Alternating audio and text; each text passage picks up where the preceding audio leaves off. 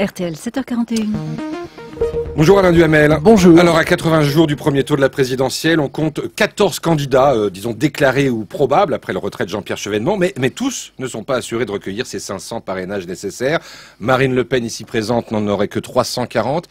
Est-ce que c'est un dysfonctionnement démocratique? Écoutez, le principe des 500 parrainages obligatoires, il est à la fois logique et légal. Il est logique parce que c'est fait pour écarter les candidatures fantaisistes. Il y en a eu beaucoup dans l'histoire. La première étant celle de Marcel Barbu qui pleurait à la télévision pour l'élection de 65 en face du général de Gaulle. Par ailleurs, c'est légal parce qu'il y a eu une loi organique en 76 qui n'a donc pas du tout été fabriquée contre le Front National qui à l'époque était extrêmement faible puisque Jean-Marie Le Pen avait obtenu 0,74 à l'élection présidentielle de 1974. Mais sur le fond, aujourd'hui, le Front National existe, c'est un courant politique important, Marine Le Pen est créditée de 15 à 20% selon les sondages d'intention de voix. En plus, le Front National a obtenu des résultats importants, réguliers depuis des années et des années. Donc l'hypothèse selon laquelle Marine Le Pen ne pourrait pas se présenter, ce serait une anomalie de la démocratie, ce serait un dysfonctionnement. Ça aurait d'ailleurs des conséquences très négatives en participation, en nombre de votes blancs et nuls et en conséquences secondaires, c'est évident. Certains soupçonnent les grands partis de profiter justement du système pour faire barrage aux candidats qui pourraient les gêner. C'est vrai que c'est tentant. Mais il ne faut pas non plus alors inverser la preuve de la charge.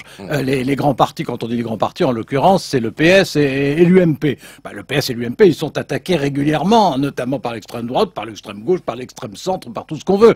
Bon, et ils sont pas masochistes, c'est pas à eux de fournir les parrainages de leurs adversaires. En revanche, ce qui est anormal, c'est s'ils font pression sur des maires qui ne sont pas encartés, ce qui est à peu près la moitié des maires, en tout cas, au moins la moitié, et pour les dissuader de donner leur parrainage. Ça, à ce moment-là, c'est anormal.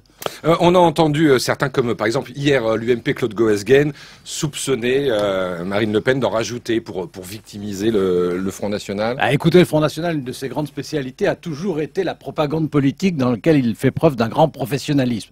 Donc cette hypothèse-là, elle a toujours existé, mais la vérité c'est qu'on ne connaît la réponse qu'après l'élection, donc trop tard. Alain, comment vous expliquez quand même que Jacques Cheminade ait apparemment obtenu ses 500 signatures et pas Marine Le Pen? Alors d'abord, faut attendre vérifier qu'il les a vraiment, mais il les a déjà eu une fois, donc ça n'est pas absurde. Il y a des choses assez étranges. Bon. Pourquoi est-ce que quelqu'un comme Cheminade les a déjà obtenus une fois?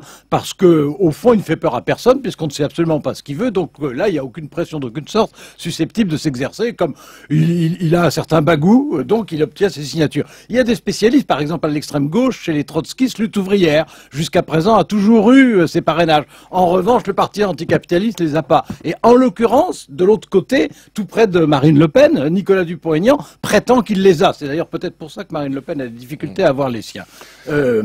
Bon, ce sont pas des mystères, c'est on a peur ou on n'a pas peur. L'anonymat, ce serait la solution miracle?